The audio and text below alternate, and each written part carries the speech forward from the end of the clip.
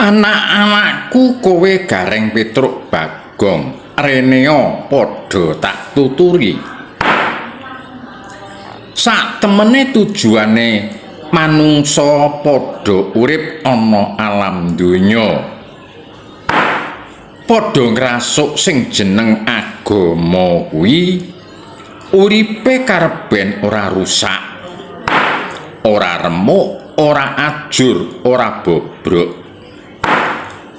Aja nganti uripe kaya satatane kewan lan aja nganti kaya dene brahala, buta, raseksa drubiksa, jin, setan berkasaan, priprayangan, genjong warudoyong, wedon jerangkong, engklek-engklek, balung atandak, kaya dene wadya balane Betari Durga.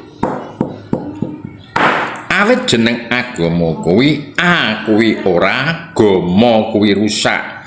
Dene para manungsa ngrasuk agama kuwi uripe gen padha duweni tatanan lan budi utama.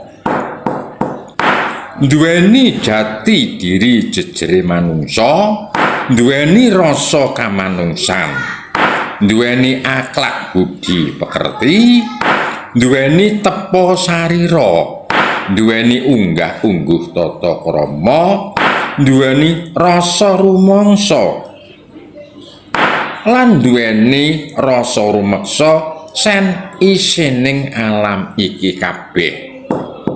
Nanging kasunyatane malah tiba kosok balen. Inti sarine ilmu agama malah ora padha digawa. Agama kapara padha dinistakno.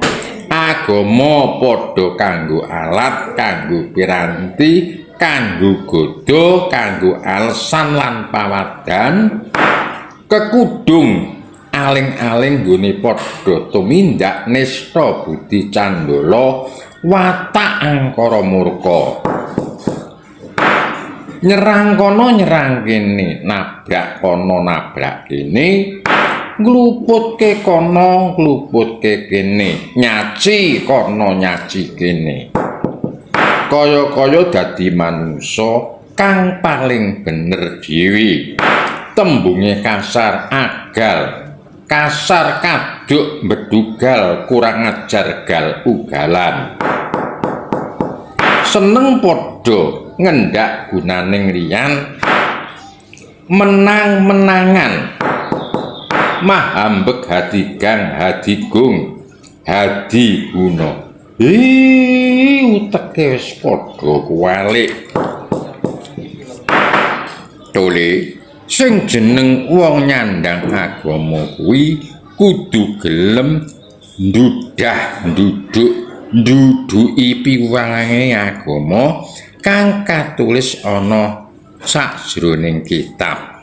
Lah, kang tinulis ana kitab kuwi ora cukup padha diwaca, padha diapalno, nanging kudu dingerteni inti sari lan tegese kang kawaca. Yen wis ngerti njur dihayati lan diamalake. Lah kuwi rina wengi padha maca padha ngapalake. Ning kowe ora padha ngerti teges lan artine. Lan inti sarining kang kok waca. Kuwi kena kasebut wong sableng. Ibarat wong pelakuan si panglong kang tanpa obor satemah mlakune nubuk bentus nabrak-nabrak marga ora weruh dalan.